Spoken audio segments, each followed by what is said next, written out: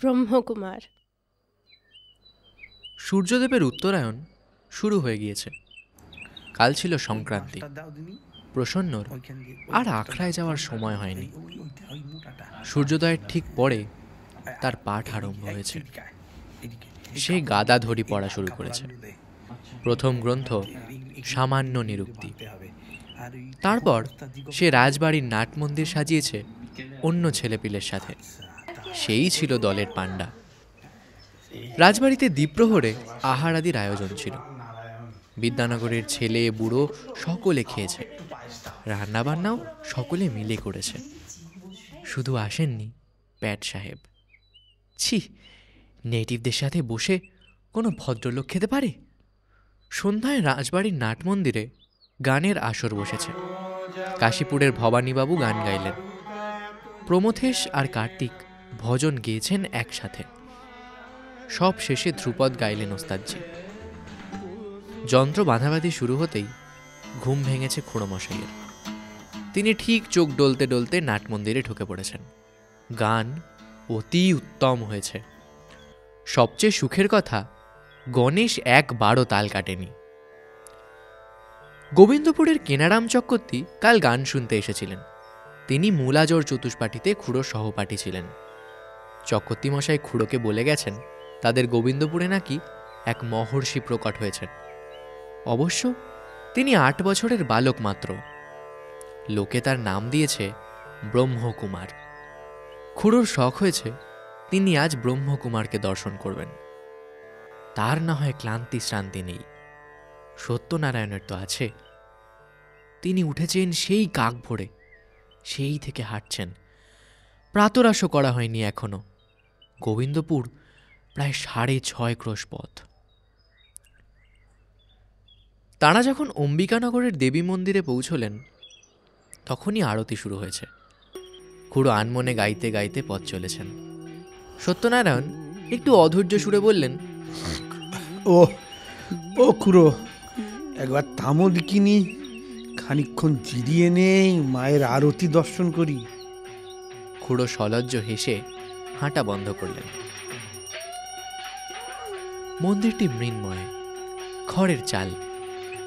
তার প্রায় নিরাভরণ শরীরে তেমন দ্রষ্টব্য কিছু নেই। দেবীর বিগ্রহ নিম কাঠে তৈরি, লোহিতাভ পীত বর্ণ। একখানি সাদা মাটা লাল চেলি তার পরনে। ঠোঁট দুটি দেখে মনে হয় তিনি এক্ষুনি পান খেয়েছেন। আরতির সময় ঘূর্ণায়মান দীপালোকে একবার মনে হচ্ছে তিনি হাসছেন, একবার মনে হচ্ছে তার চক্ষু দুটিতে ক্রোধ। হাসির কারণে ক্রোধ তেমন প্রবল হতে পারছে না, যেন ঘরের ছোট মেয়েটি পুতুল খেলতে না পেয়ে রাগ করেছে।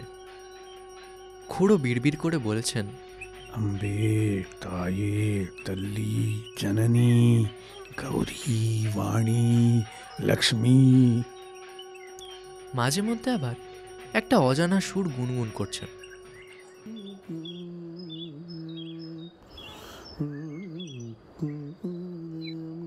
দেবী দর্শনের পর খুড়ো সত্যনারায়ণের পিঠে হাত রেখে তাকে শুধলেন, ক্ষুধা লেগেছে বাপ, চল মুড়ি মুরকি আছে, মায়ের বাগানে বসে খাই।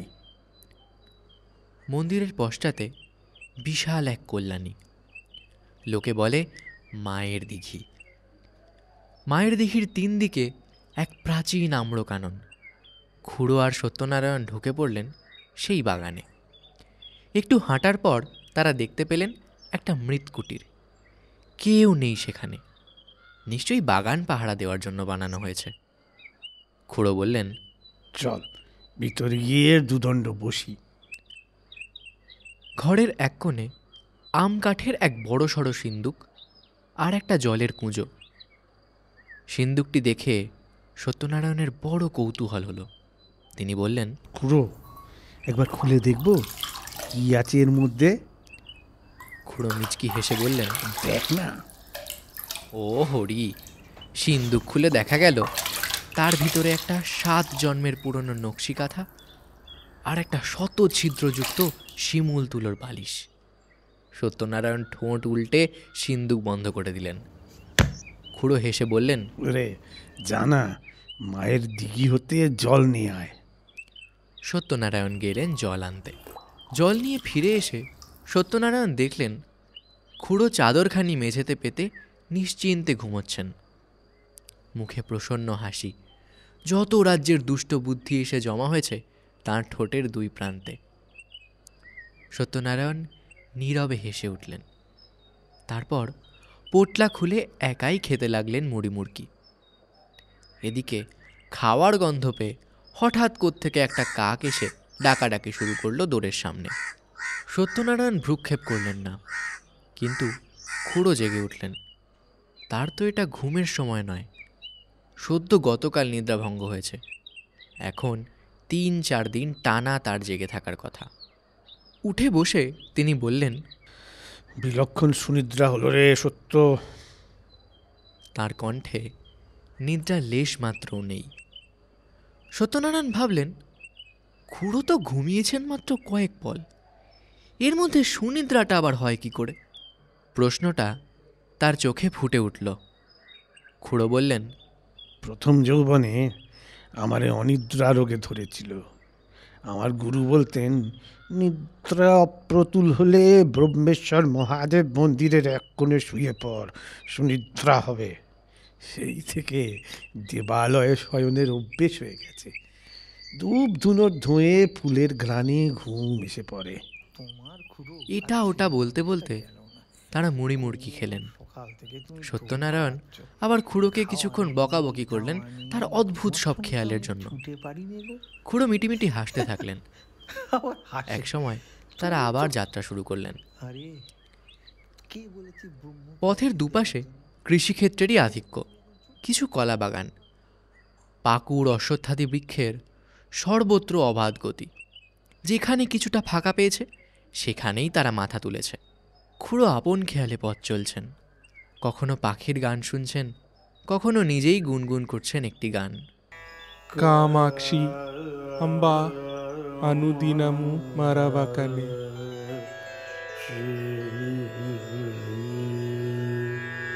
అంబా కంచి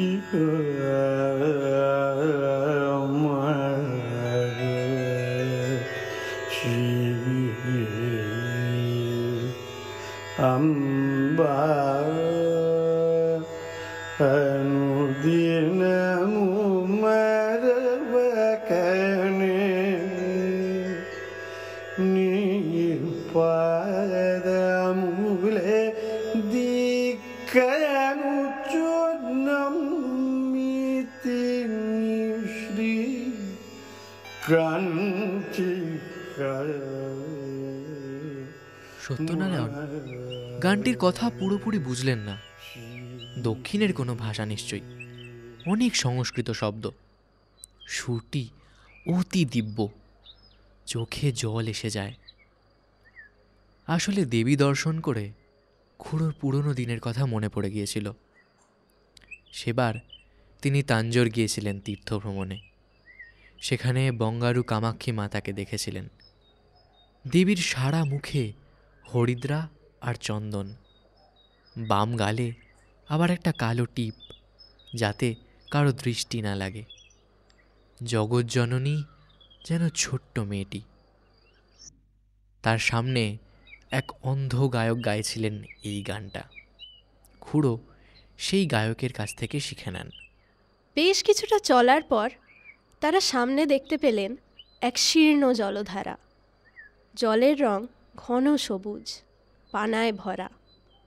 মাঝে মাঝে আবার চড়া জেগে উঠেছে এখানে ওখানে।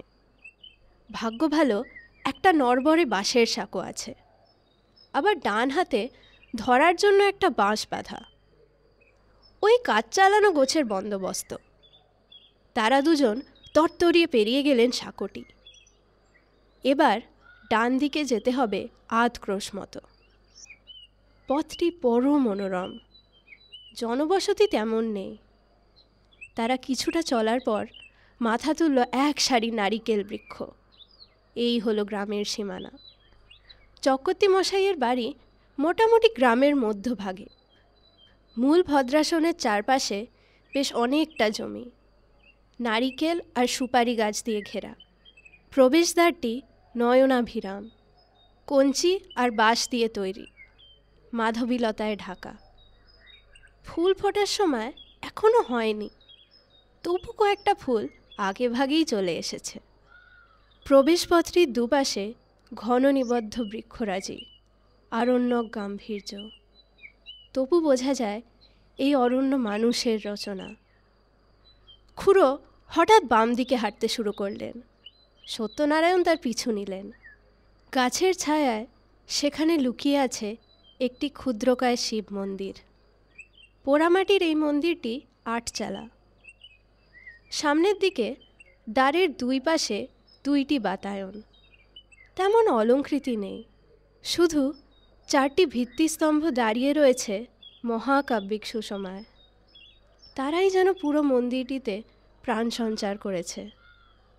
গর্ভে একটি ছোট শিবলিঙ্গ আর একটি ত্রিশূল, সামনে দীপ জ্বলছে। খুড়ো কিছুক্ষণ দাঁড়িয়ে রইলেন, শ্রীরুদ্রম পাঠ করলেন। ॐ नमो भगवते रुद्राय ॐ नमस्ते रुद्रमन्यव उतोत इषवे नमः नमस्ते अस्तु धन्वने बाहुभ्यामुत ते नमः यात इषुः शिवतमा शिवं बभूव ते धनुः शिवाशरव्या यातवतया नो रुद्रमृडय या ते रुद्र शिवा तनूरघोरा पापकाशिनी दयानस्तनुवाशन्तमया गिरिशन्तापि चाकशीः यामिषुं गिरिशन्तहस्ते बिभर्ष्यस्तवे शिवां गिरित्रतां कुरु माहि गुंसीः पुरुषं जगत् शिवेन वचसा त्वा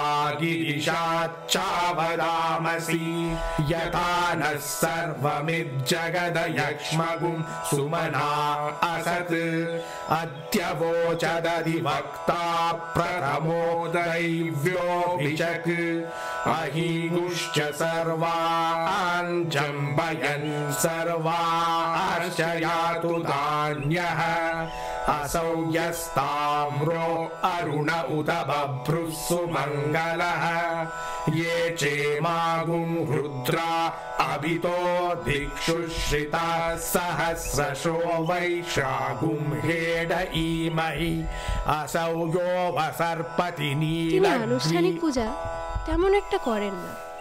এই সস্বর বেদপাঠই তার পূজা, সঙ্গীতই তার পূজা। তার কণ্ঠস্বর শুনে ততক্ষণে চক্রবর্তী মশাই চলে এসেছেন। খুড়োর পাঠ শেষ হতেই তিনি খুড়োকে জড়িয়ে ধরলেন। তারপর তারা পরস্পরের হাত ধরে চললেন ভদ্রাসনের দিকে। পথের বাম পাশে একটি অনতি বৃহৎ পুষ্করিণী, চতুর্দিকে প্রায় আরণ্যক আলো আধারী। খুড়ো আর সত্যনারায়ণ হাত পা ধুয়ে নিলেন, ঘাড়ে মাথায় জল দিলেন। গৃহে প্রবেশ করেই খুড়ো চক্রবর্তী মশাইকে বললেন, ভায়া, ব্রহ্মকুমারকে দেখতে এসেছি, কখন দেখা হবে? চক্রবর্তী মশাই বললেন, আরে রোসো রোসো, সে হবে এখন। বৈকালে ওই মাঠে গুটি কতক বালক খেলতে আসে, তিনিও আসেন। আগে জলখাবার খাও, দুদণ্ড কথা কও, বিশ্রাম করো। তা সবাই তোমার কাছে একটা আর্জি আছে। খুড়ো বললেন, বলো কি ভায়া? বিদ্যানগর ফিরতে হবে না? সেই 7 ক্রোশ পথ। চক্রবর্তী মশাইয়ের মেজ ছেলে সুধীর বলল, সে আপনি ভাববেন না মামা, আমারেও বিদ্যানগর যেতে হবে। মামাবাবু ডেকে পাঠিয়েছেন। গৌশকটে 3 জনে একসাথেই যাওয়া যাবে। খুড়ো মশাই নিশ্চিন্ত হয়ে চক্রবর্তী মশাইকে শুধলেন। তোমার আবার আমার কাছে কি আর্জি ভায়া? চক্রবর্তী মশাই বললেন, তীর্থ করতে গিয়েছিলুম বারাণসীতে। কেদারঘাটে দেখলুম কয়েকজন দক্ষিণী পণ্ডিত বেদ পাঠ করছে। মন্ত্রটি চেনা চেনা মনে হয়, কিন্তু চিনতে পারিনে। শেষে বুঝতে পেলুম তারা শ্রীরুদ্রম পাঠ করছেন, কিন্তু এক একটি পদ বেশ কয়েকবার পড়ছেন। পরে জানতে পেলুম একে বলে ঘনপাঠ। নাম শুনেছি, কিন্তু ঘনপাঠ তৎপূর্বে শুনি নাই। আহা, সে যেন কর্ণামৃত ভায়া। ভাবলুম তোমারে জিজ্ঞেস করি, তুমি দক্ষিণে অতদিন ছিলে, ঘনপাঠ কি আর শিখতে বাকি রেখেছ? আমারে শিখাই দিতে হবে। খুড়ো হেসে বললেন, আচ্ছা, সে হবে ক্ষণ। আগে কিছু খেতে দে রে মৃন্ময়ী, আমার 70 বড় ক্ষুধা লেগেছে। খুড়োর সাথে সবার সখ্য। চক্রবর্তী গৃহিণী মৃন্ময়ী দেবী তাকে বড় ভালোবাসেন। তিনি তো বিদ্যানগরেরই মেয়ে। তিনি বললেন, এখনই আনছি, আপনারা শান্ত হয়ে বসেন। ততক্ষণে খুড়োকে ঘিরে দাঁড়িয়েছে বাড়ির যত শিশুরা। তারা তাকে তেমন চেনে না, তবুও যেন চেনে। খুড়ো তো মানব মাত্র নন, আসলে তিনি এক শাশ্বত কাহিনী। তিনি তাদের সাথে গল্প জুড়ে দিলেন। নারায়ণ রায়ের প্রেতের গল্প, ধনুষ্কটি সৈকতে ভেসে ওঠা বিরাট জলদানবের গল্প, শ্রীকালহস্তির মহাসর্প, মাকড়সা আর হাতির গল্প। তারা জিজ্ঞেস করলো, ও মামা, তুমি কখনো নিজ চোখকে প্রেত দেখেছো? পাপ খুড়োর কাছে শুনে শুনে তারাও খুড়োকে মামা বলে ডাকে। চক্রবর্তী মশাই আগেও বলেছেন। আরেকবার মৃদু গলায় বললেন, ওরে, তোদের দাদা হয়, মামা নয়। কে শোনে কার কথা? খুড়োর চোখে তখন কপট ভয় ঘনিয়ে আসছে। তিনি গম্ভীর গলায় বললেন, তার দেখিনি, আমাদের পুরানো বাড়িতেই তো। হঠাৎ তিনি সত্যনারায়ণের দিকে চাইলেন। তিনিও মন দিয়ে খুড়োর গল্প শুনছেন। খুড়ো যেন কিছুটা আনমনা হয়ে গেলেন, কিছু ভাবলেন। এর মধ্যে এসে গেলেন চক্রবর্তী গিন্নি, সাথে তার জা আর পুত্রবধূ। তারা জল খাবার নিয়ে এসেছেন। বিভিন্ন ফল, কিছু তিলকুট চন্দ্রপুলি, দুধ আর কতগুলি বিচিত্র দর্শন গোলাকৃতি শ্বেতবস্তু। চক্রবর্তী গৃহিণী সেগুলোর দিকে নির্দেশ করে খুড়োকে জিজ্ঞেস করলেন, বলেন তো দাদা, এ কি বস্তু? সত্যনারায়ণ জিজ্ঞাসু দৃষ্টিতে খুড়োর দিকে তাকালেন। খুড়ো বললেন, এ তো মাখানা। সত্যনারায়ণ জিজ্ঞেস করলেন, সে আবার কি? খুড়ো বললেন, ওরে, এই এক ধরনের খই, পদ্মবীজের খই। শুনলি না, ভায়া বারাণসী গেছিলেন, তথায় পাওয়া যায়। চক্রবর্তী মশাই মৃদু হেসে সম্মতি জানালেন। বিস্তৃত একটি চতুষ্কোণ প্রাঙ্গণের চারদিকে কয়েকটি সারিবদ্ধ মাটির ঘর। এই হলো চক্রবর্তী মশাইয়ের গৃহ। উঠোনের মাঝখানে একটি তুলসী মঞ্চ। খুড়োরা তুলসী মঞ্চের পাশে গিয়ে বসলেন কুশাসনে। সেখানেই তিনি চক্রবর্তী মশাইকে বেদের বিকৃতি পাঠের রহস্য বলা শুরু করলেন।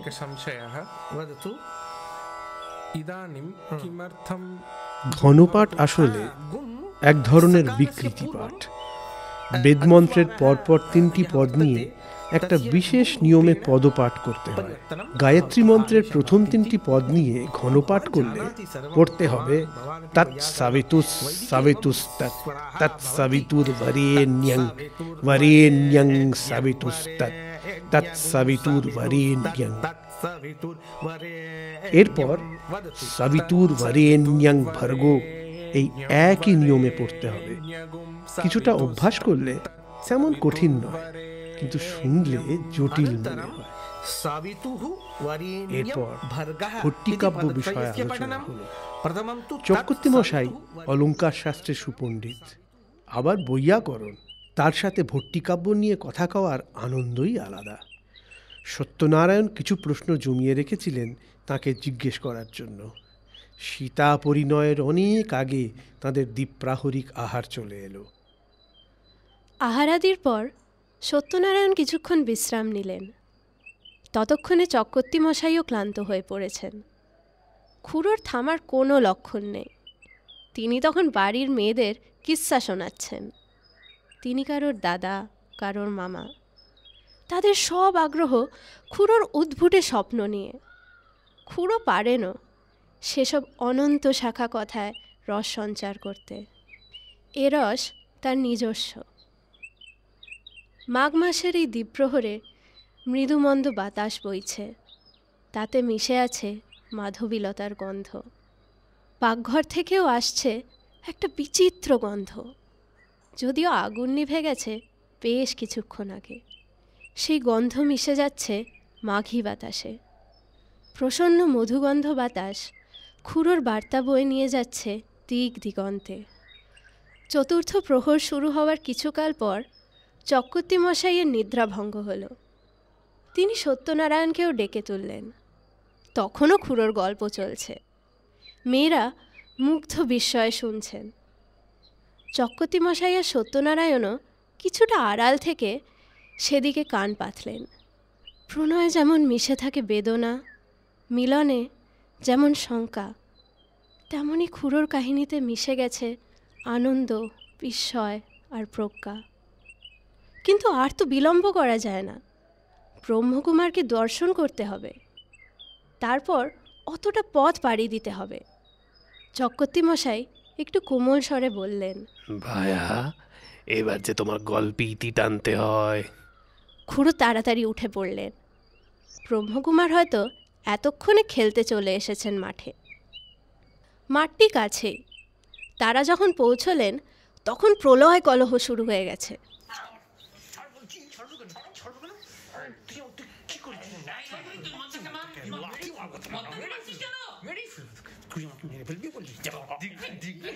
একটি স্বাস্থ্যবান কিশোর হঠাৎ ছুটে এসে একটি কৃষকায় বালককে প্রবলভাবে আক্রমণ করল।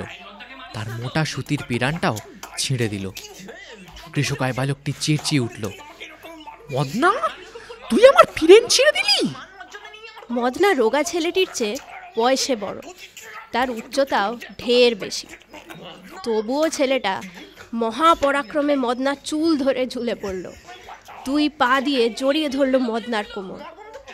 মদনা টাল সামলাতে না পেরে শুয়ে পড়ল।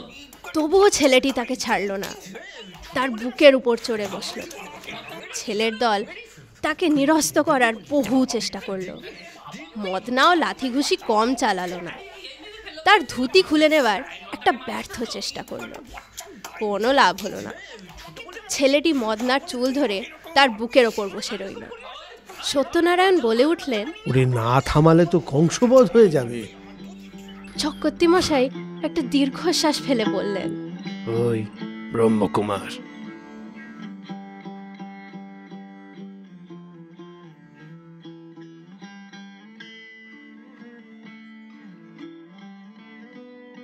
তারপর তিনি ধীরে ধীরে বিবদমান বালক দুটির কাছে গিয়ে শান্ত কণ্ঠে বললেন, শঙ্কর, বাবা শঙ্কর, ইনি তোমারে দেখতে এসেছেন।